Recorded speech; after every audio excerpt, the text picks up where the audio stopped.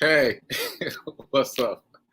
I'm laughing at myself because obviously I'm a little late today, right? But I was right here. I was right here, ready, but I was in the stock market. And it's amazing to me how quickly that's changed. How I'm very aware of when it's 9:30 now. 9:30 Eastern time means the stock market is open. And I was just sitting here. I was in it. So my bad. So here we go. All right. Welcome to the Be Your Own Hero show.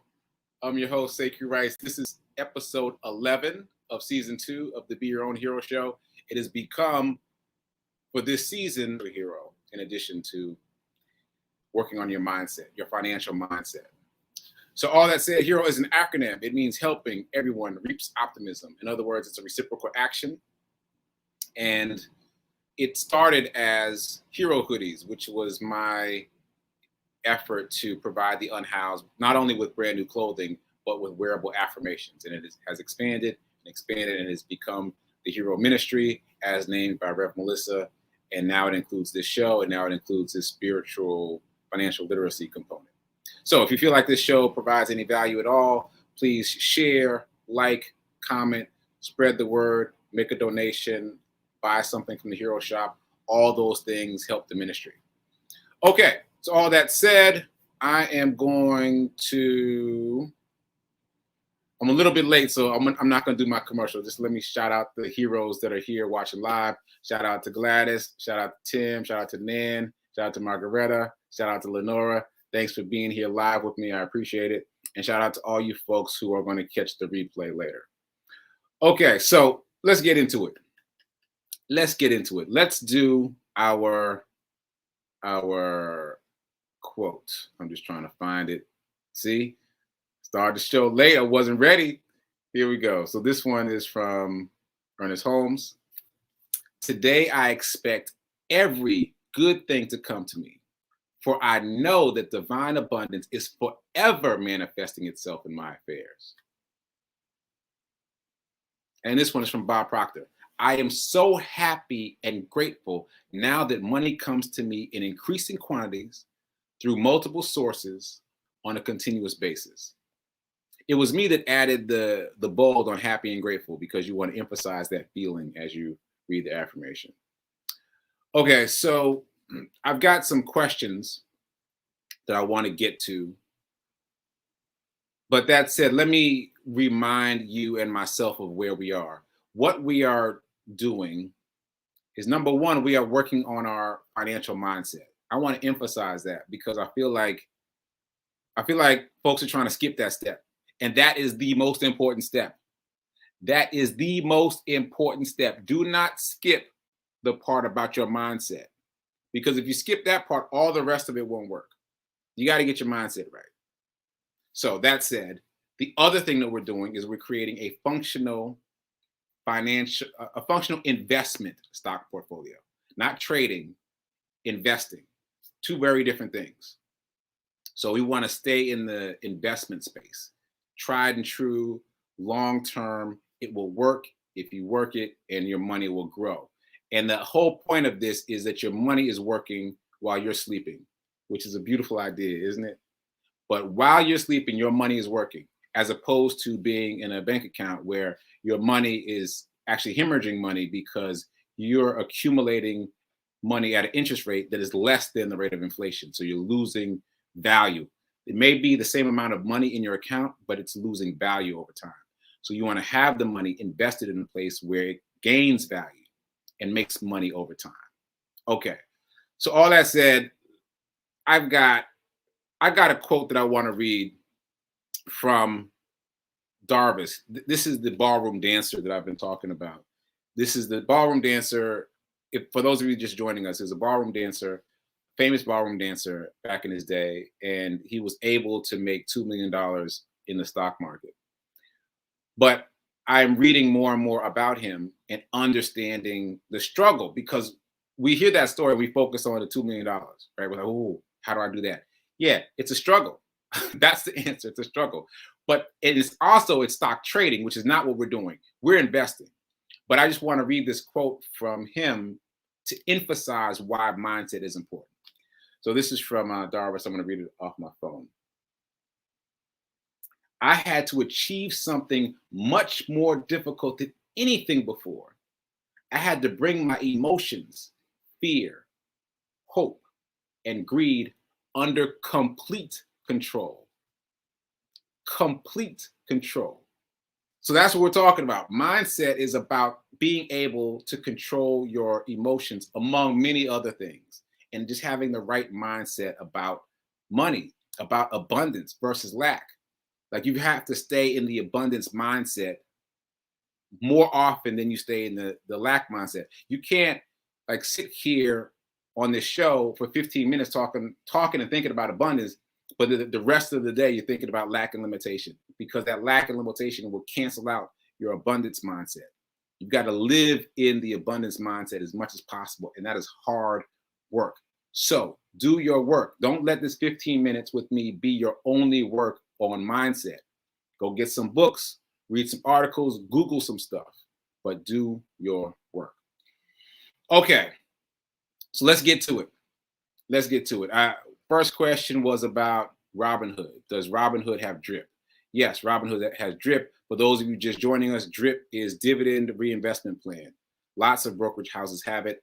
Cash App happens to not have it, but most of the others do. It does not activate itself. So if you open a new account with Ameritrade, Robinhood, Charles Schwab, I got to come back to Charles Schwab. It will not be active. You have to activate it. And honestly, the way I figured out how to activate it is I literally put it into Google. So again, don't just rely on me. Be self-sufficient. Use this 15 minutes as a departure point, as a jumping off point to study more. So you want to know if Robinhood has DRIP? I just told you, but what you could do is just put it in Google. Does Robinhood have DRIP? DRIP is a new term to you, but it's not new to Google. It's in there. Does Robinhood have DRIP? I've tried it. It comes up immediately. Yes, Robinhood has DRIP. Then what you do is you go to YouTube and you type how to activate DRIP on Robinhood. Put that in YouTube, and then you'll get visual examples that will walk you through it. And that's literally what I did. I'm telling you what I did to activate DRIP on just about all of the platforms. The only one I figured out for myself was Charles Schwab. I'm going to come back to them in a second. So I want to answer that. Also, well, actually, let me do Schwab now. So some of you have been asking me about Schwab, and I've been recommending it. So I decided to open an account with Schwab so that I knew what was happening there. And some surprising things. First of all, yes, they offer fractional shares. They call them slices. That said, the slices are only for the stocks that are included in the S&P 500. Not that there's anything wrong with that. The companies included in the S&P 500 are amazing companies. These are large cap companies, meaning they're doing business around $1 billion. Yeah, $1 billion. So really big companies. And there's 500 of them, lots of companies. So anyway, if you register for a brokerage account on Charles Schwab, you will be able to buy fractional shares of any of the 500 companies within the S&P 500. But this begs the obvious question, why not just buy the S&P 500? You buy the S&P 500, you get all 500 companies at a discount. It will cost you less than buying individual shares if you buy the S&P 500. And we've come full circle. The S&P 500 is the foundational brick of your stock investment wall, so to speak. And it could be any index fund, to be honest with you, but the one that I've latched onto is the S&P 500, probably because it's the one that I've heard the most about. And as I grow, I may experiment with some other index funds. But for now, I have a share of the S&P 500, which means I have exposure to 500 companies that are doing extremely well, right? Like it doesn't get better than that. I want to emphasize that because I've talked to some of you and you're trying to get other stocks and saving to do the S&P 500 later. Nope. The S&P 500 should be your first priority. Get an index fund. I recommend the S&P 500, but get an index fund. That is your first foundational brick, most important thing. You got exposure, you got diversity, you've got a dividend. It pays a significant dividend. S&P 500 pays like $5 per share per year. That's That's a hefty dividend. So if you have 1 share, you're automatically going to get another $5 back. You got 2 shares, $10 back. So, and then it starts to stack on top of itself. It will start to compound itself. So just get the S&P 500. That's really all you need to do. Honestly, you want to invest in the stock market. You want to put your money in a place where it grows while you sleep. All you have to do is buy the S&P 500. If you can't get a whole share, you can buy fractional shares on Robinhood, on any of the places, any of the brokerage houses that offer fractional shares. Charles Schwab, you cannot buy the S&P 500. You can buy any of the companies within the S&P 500, but you can't buy the S&P 500. So weigh that carefully if you decide to open an account with Charles Schwab, because now I have an account open with them, but I'm going to repurpose it to do something else. Also, I want to get this out there. So we were talking about FANG last week, and I thought I was so fancy with my A stands for Amazon and not for Apple. I discovered over the weekend everybody already thought of that. So FANG, there's 2 different FANGs. There's FANG and there's FAANG. Well, all right. So there's nothing new under the sun, right? FAANG is Facebook, Apple, Amazon, Netflix, Google, right?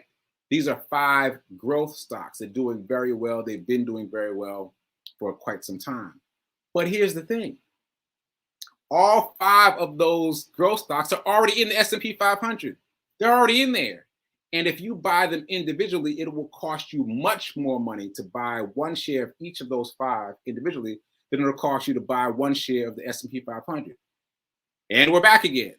S&P 500. Get the S&P 500. And that's literally, if that's all you do, that's all you need to do. But if, like me, you have money in the stock side of Cash App, and you now want stocks that do not pay a dividend because the dividend kicks out to the cash balance, then buy FANG there. So I am getting double exposure to FANG because I've got a share of the S&P 500 and I've got a little bit of money on FANG within Cash App. But that's only because I don't want to take my money out. And I don't want to buy anything that pays a dividend within Cash App because the dividend kicks out of the stock market to the cash side. And I want to keep my dividend within the market. Okay. So I hope that makes sense. And the bottom line there is, don't just do what I'm doing. Start thinking critically. Start doing your own research, doing your own homework, thinking about how this fits into your life or not. Because what I'm doing may not be what you need to be doing. That said, I am strongly recommending, even though I'm not a financial advisor, I'm not a licensed financial advisor, do your own homework, consult with a professional, but I'm strongly recommending you just get the S&P 500. And that's all you really need to do. Just buy more and more and more. That's it. All right, so I ran out of time. I had a couple more things I wanted to talk about, but do your homework, work on your mindset, listen to my podcast, Get Rich 101, because it will help you with your mindset. All right, so I'm getting out of here, and you will see me again at 10:30 on Sit with Rev Melissa. So keep doing, be a hero, and be your own hero.